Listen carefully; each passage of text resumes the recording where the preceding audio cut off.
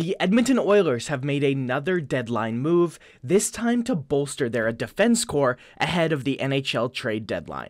We've got all the details of the trade, but before we get there, please be sure to subscribe to Oilers Digest. Now, let's get into the deal itself.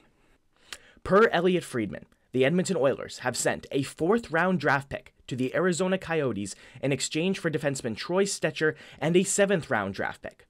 Stecher is a 29-year-old defenseman carrying a $1.1 million cap hit, of which the Arizona Coyotes will not be retaining salary, as per Chris Johnston. Given what the defense market has been, I think the Oilers did very well in this deal.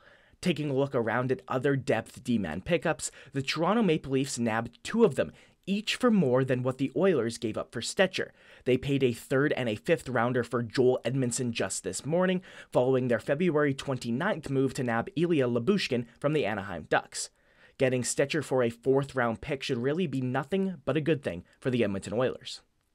Taking a look at Troy Stecher himself now. He's listed on NHL.com at 5'10", which might be a little bit generous in terms of size, but boy does he play a whole lot bigger than that. Former NHLer and Live in 5 podcast host Jordan Schmaltz summed it up nicely by saying this on Twitter this morning. Quote, "Stecher is a fierce competitor with the heart of a lion." The Richmond, BC native is an effective 2-way defenseman best fit for a 3rd pairing role and can be very impactful in that role, especially thanks to his versatility and ability to be effective on both sides of the ice.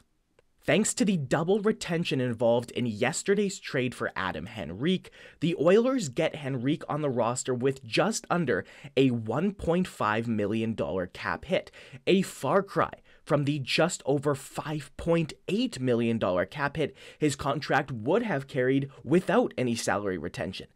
Thanks to Anaheim retaining half of Sam Carrick as well, the Oilers end up getting Henrique and Carrick on the roster for less than $2 million against the salary cap. That's the flexibility that provided Edmonton the chance to pick up the $1.1 million Troy Stecher to help further bolster their defense core.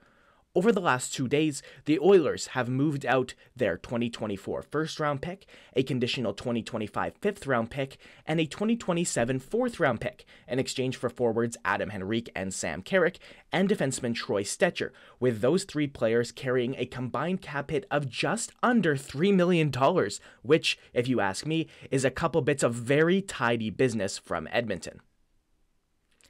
It should be obvious that Edmonton's top pairing of Mattias Ekholm and Evan Bouchard will not be broken up. The 2 players have complemented each other wonderfully since Ekholm's acquisition at last year's deadline, but aside from the Ekholm-Bouchard pairing, Stecher can realistically slot in anywhere else in the lineup. He can effectively partner with Darnell Nurse or Brett Kulak on the 2nd or 3rd pairing. While Vincent Desharnais has exceeded many's expectations so far this season, Stecher, in my opinion, would at least be an upgrade on Cody Ceci, who has regressed since a solid first season as an Oiler.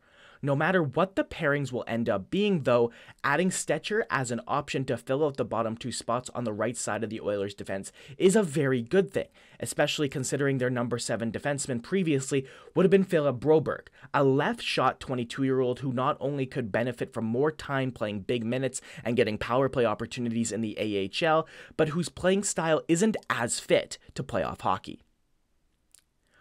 Personally, as much as the first-round pick was maybe a steep price to pay in the deal for Henrique, I think Edmonton's business over the last 2 days has been excellent.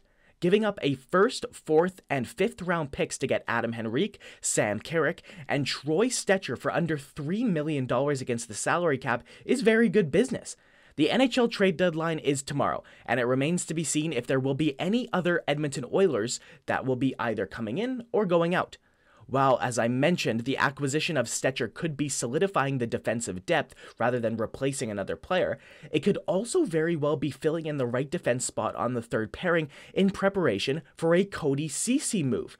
Ceci makes $3.25 million against the salary cap, money which could be used elsewhere, as evidenced by the fact that the Oilers have managed to bring in Henrique, Carrick, and Stecher for less than Ceci's total cap hit. The Edmonton Oilers obviously are looking to improve their team. However, what also has to be said is that Edmonton's divisional rivals are making serious pushes to do so as well. The Vegas Golden Knights have already made moves for Noah Hanifin and Anthony Mantha, while the Vancouver Canucks made their big splash back on January 31st, nabbing Elias Lindholm.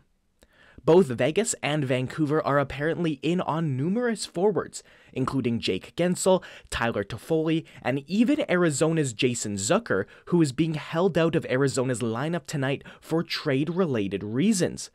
Given that it could very well be Vancouver and Vegas standing in between the Oilers and a spot in the Western Conference Final, is it possible that the other big boys in the Pacific Division making more moves will motivate the Oilers to do the same? But what do you think? What do you think of the Oilers' moves so far? And perhaps more importantly, do you think Edmonton is done making moves? Let me know in the comments, and thanks for watching.